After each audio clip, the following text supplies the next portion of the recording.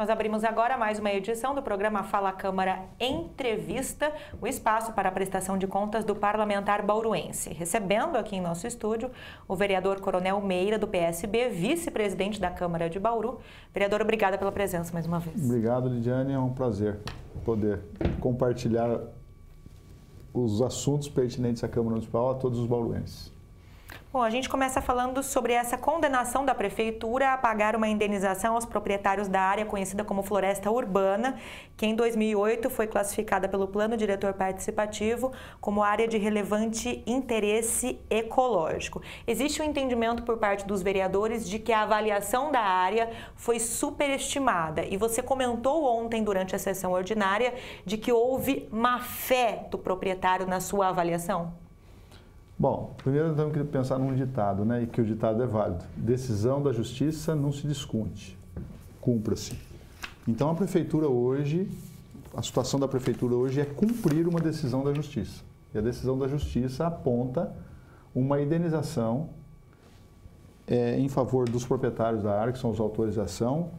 Hoje os valores atualizados em 38 milhões de reais, né, em razão de uma área de 153 mil metros quadrados, que ela está classificada no plano diretor como uma área de relevante interesse ecológico. Essa classificação foi feita em 2008 por meio do plano diretor. E ela está vigente até hoje. Os proprietários, à época, eles, obviamente, tiveram o seu direito cerceado, porque eles pretendiam desenvolver ali um projeto arquitetônico, né, um empreendimento imobiliário com a construção de torres e tudo mais, mas de maneira sustentável, ou seja, conciliando tanto a ocupação quanto também preservando a mata que tudo ali que existe. Só que em 2006, quando eles deram a entrada com a diretriz, que a diretriz é o documento que dá o início a um processo, a um empreendimento dessa natureza na prefeitura, eles já começaram a receber não, mesmo sem respaldo legal, porque em 2006 não havia qualquer empecilho, impedimento para desenvolver qualquer projeto arquitetônico. Mas, segundo consta, algumas pessoas já influenciavam de tal sorte a Secretaria do Planejamento, falando ali, não, isso aqui é uma floresta urbana, isso aqui nós temos que preservar, porque ali tem uma área, na verdade, total de 600 mil metros quadrados, que uma família do senhor Amâncio Pinheiro, ela brigou na justiça por uso capião e ganhou. Só que o senhor Amâncio Pinheiro, que era um policial militar aposentado que eu conhecia, ele acabou não tendo esse privilégio de ganhar porque ele tinha falecido quando a justiça assim decretou. Aí a família, no afã de buscar recursos para poder fazer o desmembramento da área e pagar as despesas decorrentes para regularizar a situação, ela foi vendendo parte dessas áreas para algumas pessoas. Entre essas pessoas, esses dois proprietários, que é um casal, compraram 153 mil metros quadrados. Bom, e aí, como houve a negativa deles em desenvolver o empreendimento, eles ficaram assim, bom, o que fazer? Chegou em 2008, a área foi denominada como uma área de relevante interesse ecológico. E no artigo 66 do plano diretor, ele diz textualmente o seguinte, que a área de interesse, de relevante interesse ecológico, ela é intocável, né? No linguajar mais chulo aí, imexível, ou seja, não pode fazer nada. Pô, diante dessa impossibilidade de se desenvolver qualquer empreendimento, eles falaram, pô, eu tenho que ser indenizado por essa postura da prefeitura, porque quando eu comprei, eu tinha essa possibilidade. E a prefeitura continuou negando, aí com o respaldo do plano diretor, e falou não. Chegou em 2013, o proprietário inconformado e percebendo que ele não teria chance alguma de dar continuidade ao projeto dele, ele decidiu entrar com uma ação na justiça, pedindo indenização pelo fato dele não poder usar a área em razão da restrição imposta pela prefeitura municipal. Aí ele entrou na justiça e começou a discutir o valor daquela área. Em um determinado momento, a justiça pegou e falou, bom, quanto que vale, quanto que custa o metro quadrado dessa área aqui? Muito bem. O perito judicial à época, que eu não sei o nome, ele pegou e apresentou um preço, um valor para a justiça, falando assim, ó, o valor do metro quadrado aqui nessa área é de R$ 139 o metro quadrado. Isso em 2011. Aí, mas como 139, né, reais o metro quadrado? Aí, isso aí, no processo, foi dada oportunidade para a prefeitura, porque ela era ré no processo, e a prefeitura, por meio de um técnico da CEPLAN, né, que era comissionado, era um funcionário comissionado, um arquiteto, ele pegou e não se opôs ao valor apresentado pelo perito e ratificou e falou, não tenho nada a opor. Depois, num outro momento do processo, ele discorda, só que aí a justiça fala, peraí, não cabe à juíza procurar saber, ela pediu para um perito, o perito fez uma avaliação, ela pediu que a prefeitura se manifestasse, a prefeitura em tese não se manifestou, concordou com o valor. Houve a concordância por parte desse servidor. A concordância do valor significa que para a justiça o valor correto é aquele R$ 139 o metro quadrado. E aí o processo foi seguindo e a prefeitura acabou sendo condenada para indenizar a parte. Qual o valor? O 139, só que aí atualizado, vezes 153 mil metros quadrados hoje. Se nós fizermos uma conta, vai dar no seguinte valor.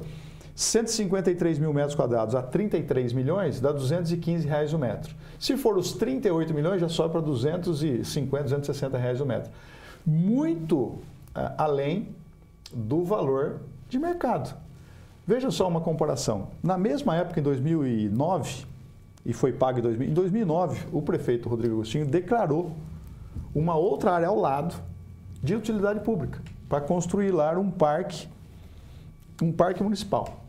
Isso foi um decreto de utilidade pública em 2009. Em 2011, o proprietário foi indenizado.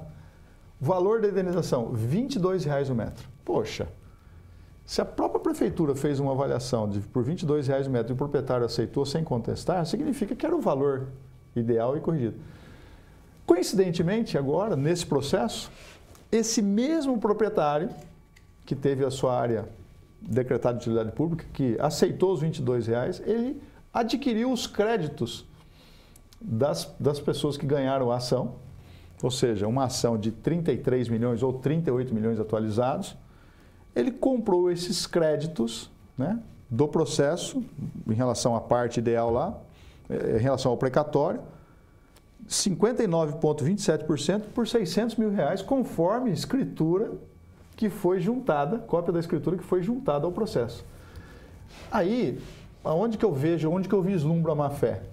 Veja só, se os proprietários vendem os seus créditos de 60% daquilo que eles têm direito a um terceiro por R$ 600 mil, significa que eles atribuem o valor ideal da sua área de R$ 1 milhão. Só que a justiça, não venha discutir agora se foi a justiça que fez isso, não, mas a justiça, conforme os laudos apresentados, atribuiu o valor de 33 milhões. Então eu pago R$ 600 mil, né? Esse terceiro que comprou a área, comprou os créditos. Eu pago R$ 600 mil e vou receber quase 19 milhões. Então essa discrepância de valores, do valor que foi pago à época pela desapropriação daquela área de utilidade pública, não chamou atenção. Eu falo, espera um pouquinho só, esses valores precisam ser contestados. Por outro lado, na esfera judicial hoje, nós temos que cumprir, nós temos que pagar. Pô, mas espera um pouquinho só, eu estou vendo aqui um flagrante de lesão ao patrimônio público. Quando eu tenho esse flagrante de lesão, e existe ainda uma esperança da prefeitura em que tenha uma ação rescisória. O que é a ação rescisória? É uma ação para anular tudo isso que foi decidido na primeira e segunda instância da Justiça Estadual. Por quê? Porque há um flagrante de valores atribuídos ao metro quadrado da área. Já ficou claro isso, né?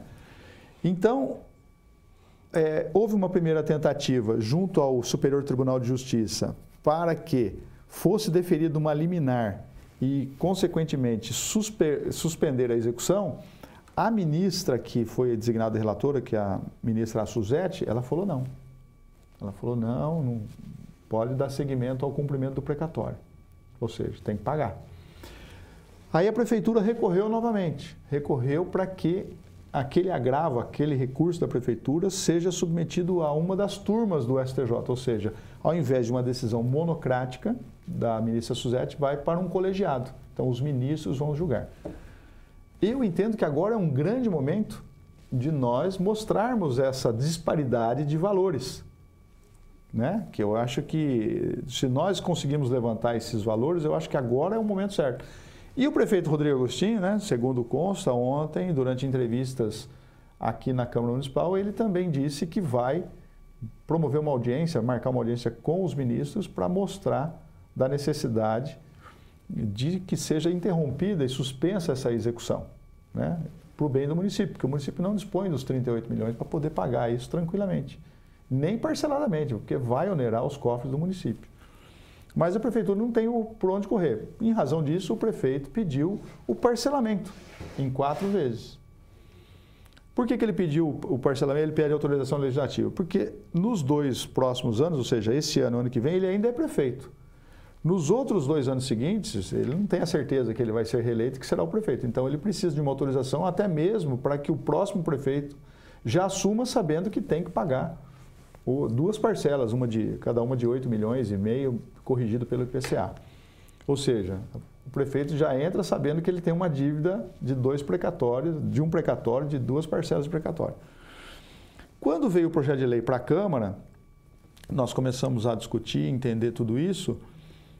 Chegou um determinado momento que foi ontem, que era o dia decisivo para nós votarmos, porque tinha uma sessão ordinária e uma extraordinária, eu apresentei um projeto, uma emenda, para que o parcelamento fosse em 12 vezes.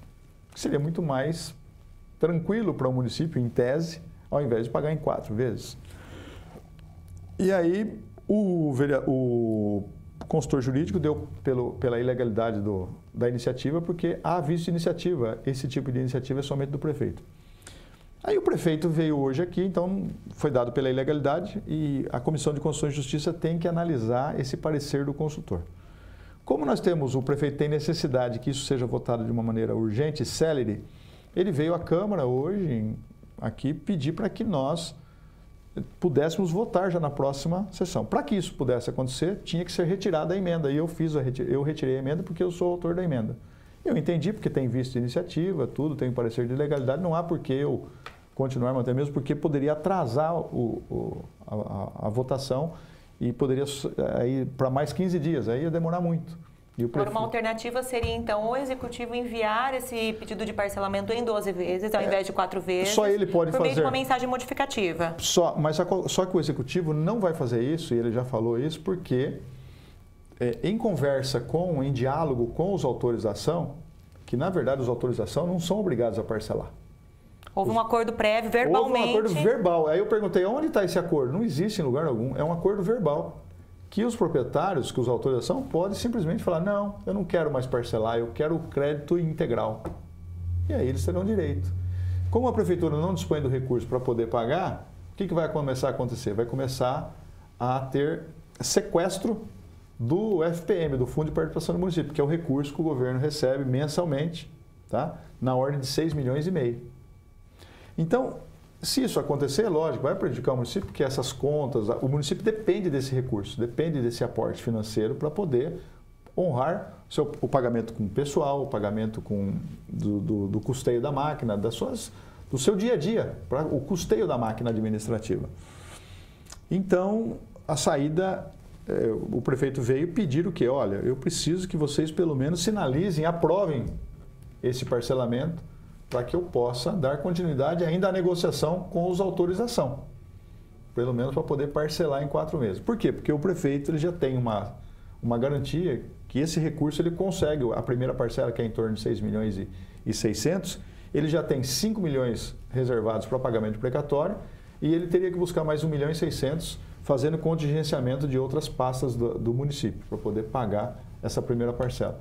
Ou seja, esse ano a gente respira aliviado. E os outros anos? 8 milhões e meio corrigidos pelo IPCA.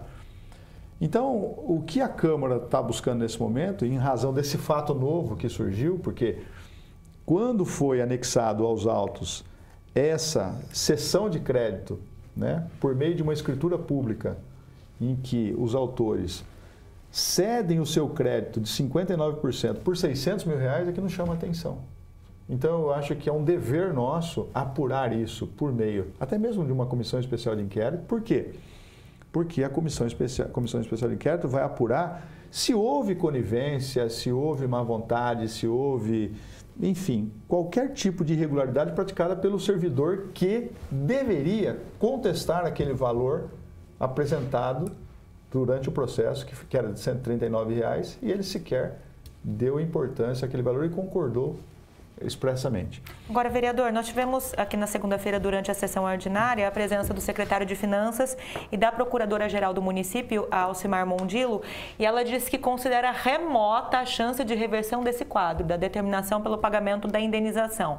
Mesmo com esse fato novo, há um entendimento de que, se não a reversão pelo pagamento, pela determinação do pagamento, pelo menos uma alteração com relação aos valores? É esse o entendimento da Câmara? Eu entendo que sim. Porque ela fala que é remota e de fato é remota. Sim. Mas é o seguinte, esse fato novo, eu entendo o seguinte, e já pedi para que o Dr. Segala, na condição de promotor público aposentado, ele possui um estreito relacionamento com o Ministério Público local, eu solicitei ao Dr. Segala que ele agendasse uma reunião com o Ministério Público, exatamente porque, como nós estamos assim, temos um flagrante de lesão ao patrimônio público, né, em razão dessa discrepância de valores, né, apresentados e tal, esse valor absurdo de precatório que nós temos que pagar, poxa, por que não conseguirmos isso por meio até mesmo de uma intervenção do Ministério Público?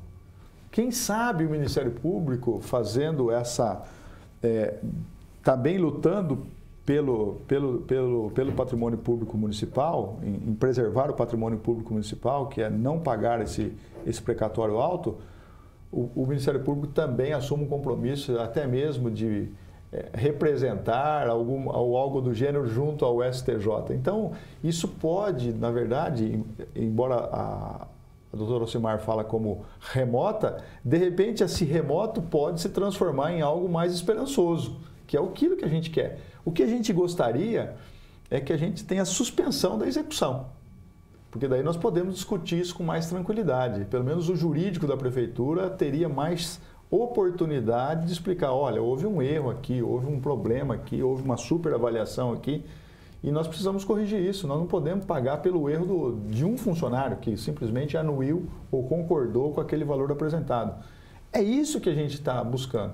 Se porventura nada disso der certo, nós não temos outra alternativa a não ser pagar. E, por enquanto, o compromisso é firmado entre a Câmara e o prefeito Clodoaldo Gazeta, que esteve nessa semana aqui em conversa, em reunião com os vereadores, é de aprovação do projeto para o parcelamento já em 2 turnos. Pelo menos hoje há um consenso dos vereadores, é o que eu converso com alguns deles, que vai ser aprovado. Agora, pode ser que isso mude, pode ser que um determinado número de vereadores, se eu tiver lá 9 vereadores falando não ao parcelamento, não foi aprovado. O prefeito vai ter que se virar para pagar a coisa. Mas nós não queremos colocar o prefeito numa situação dessa natureza, porque nós, poxa, afinal de contas, não é um problema do prefeito, é um problema do município. O problema do município se diz respeito tanto ao prefeito quanto a nós vereadores, que representamos o povo, mas também aos munícipes. Nós não queremos que a prefeitura passe por uma dificuldade, tenha restrições de crédito, tenha restrições de formalizar convênio, ou seja, nós não podemos atrasar a vida do município, não podemos prejudicar a vida do município.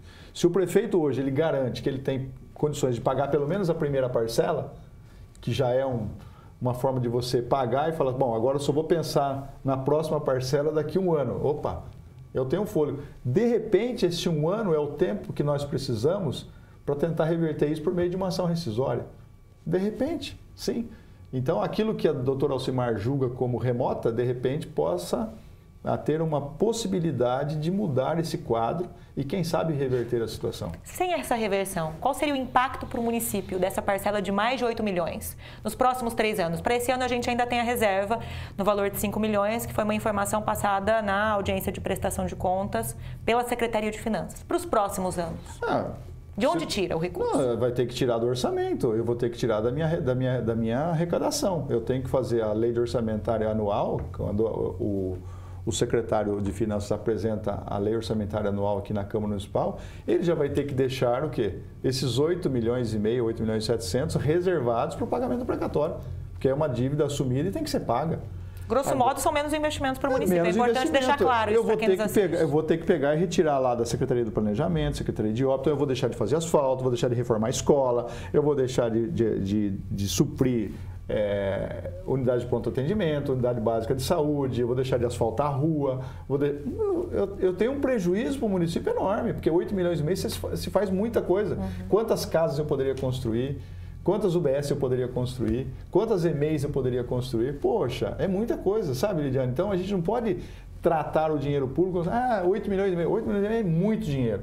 Pelo menos para mim é muito dinheiro. Eu acredito que para você também. Então, nós não podemos simplesmente ignorar essa quantia. Falar, isso aqui retira daí. Embora a gente tenha um orçamento de 1 bilhão e 400 milhões, mas, na verdade, a nossa máquina custa muito caro.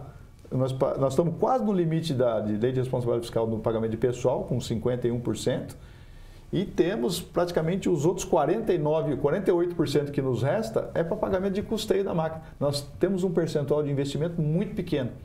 E 8 milhões e meio vai tirar do custeio. Nós vamos ter que economizar.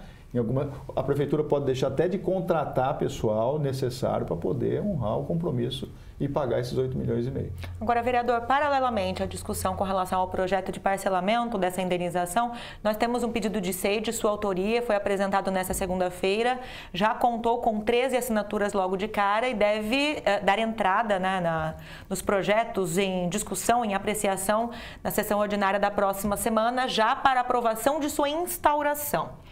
Nós conversamos com o prefeito Clodoaldo Gazeta, fizemos uma entrevista aqui pela TV Câmara e ele disse que está muito tranquilo com relação à possível instauração dessa SEI e que a Câmara é soberana. Necessariamente, já que houve essa informação de que no governo passado um servidor comissionado teria concordado com o valor de 33 milhões da indenização, necessariamente pode recair alguma responsabilidade ou boa parte da responsabilidade no governo anterior? Eu não tenho então, prefeito eu não tenho dúvida que Rodrigo sim, porque Agostinho. é o seguinte, a lei de improbidade administrativa, que ela os crimes ali conceituados, tipificados, eles são imprescritíveis, então não há prescrição. Então pode sim. Se você chegar à conclusão de que aquele funcionário ele se omitiu por iniciativa dele, é uma coisa, ele vai assumir sozinho a responsabilidade. Agora ele chega e fala assim, não, eu recebi orientação para que esse valor aqui fosse anuído, fosse concordado. De quem que te deu a orientação? Foi o secretário. Aí vem o secretário falou, não, isso aqui era uma decisão governamental, do prefeito. E aí eu tenho que ouvir também os procuradores jurídicos que se manifestaram no caso. Então, nós temos aí um grupo de pessoas, né, que atuaram nesse processo, tanto o técnico para avaliar o valor, quanto o jurídico no que diz respeito à parte jurídica da coisa, né?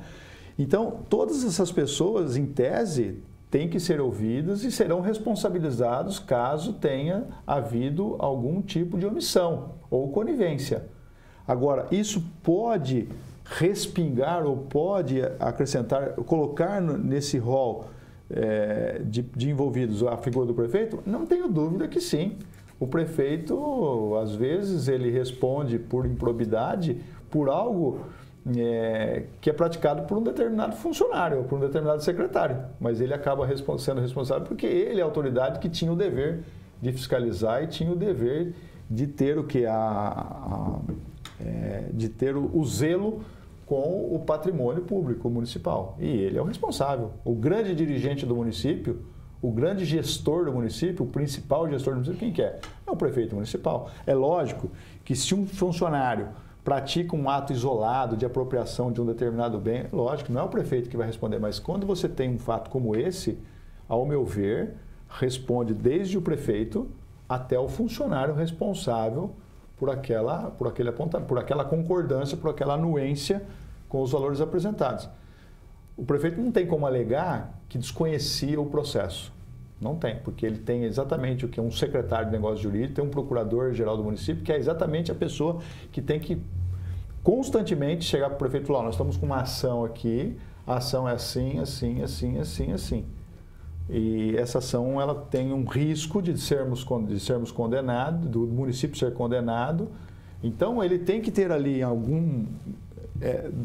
do lado da mesa dele ali, tudo que está em andamento e que é risco. Quem é que coloca ele a par disso? Por isso que ele tem o seu staff, que é o secretário de Negócios Jurídicos, que é o procurador-geral do município. São essas pessoas que deveriam, e o secretário de Planejamento, deveriam subsidiar o prefeito com essas informações. Por isso ele tem responsabilidade, sim, ao meu ver.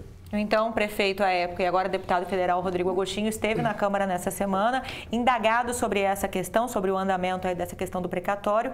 Ele afirmou, justificou que o Estado também impede a construção em áreas como essa por conta da lei do cerrado. Essa foi a justificativa. A justificativa do Rodrigo, me perdoe, ele está equivocado. Por quê? A lei do cerrado estadual é de 2009. Esse impedimento para a construção na área é de 2006. Nós não tínhamos nem lei do cerrado e também não tínhamos nem o plano diretor com a denominação de área. Então,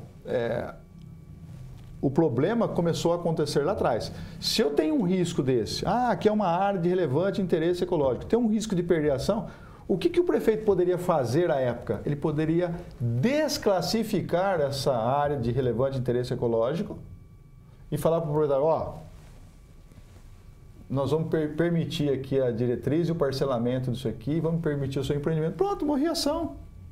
A ação não tinha mais objeto. Ou então, por que ele, por meio de um decreto, não declarou aquela área de utilidade pública, como foi feito aqui com os 83 mil metros quadrados e que foi pago a R$ 22,00 o metro? Por que isso não foi feito? São indagações que nós fazemos e a gente não consegue ter resposta, pelo menos no momento. E nós temos que buscar essas respostas durante a investigação da Comissão Especial de Inquérito. Bom, a TV Câmara continua acompanhando essas indagações, essa investigação. E a gente aproveita então para agradecer a presença do vereador Coronel Meira, do PSB, que é vice-presidente da Câmara, apresentou o pedido para a instauração de uma SEI para discutir aí e investigar, apurar melhor como é que se deu ao longo dos últimos anos, como é que se chegou a essa determinação da Justiça pelo pagamento dessa indenização desse precatório. Bom, vereador, só para deixar claro, não é da minha autoria. A autoria são dos vereadores que assinaram o pedido. Então, nós anexamos ao pedido o nome de todos os vereadores. Até o momento dessa entrevista são 3 assinaturas. 3 assinaturas. Então, não tem lá a autoria do vereador ou da vereadora. A autoria são dos vereadores. Eu queria deixar bem claro isso aí, porque... entendeu? Para que o público pudesse saber que a deliberação para instaurar a SEI não foi de um vereador, mas sim dos vereadores e vereadoras que assinaram o pedido. Está feita a correção, vereador. Tá bom. Obrigada pela presença. Obrigado, Lidiane. Um abraço. Eu agradeço também sua sintonia. Nós lembramos que este programa vai ao ar pela TV e Rádio Câmara Bauru e ainda fica disponível para você assistir na íntegra pela internet. Procure o nosso canal TV Câmara Bauru. Até a próxima.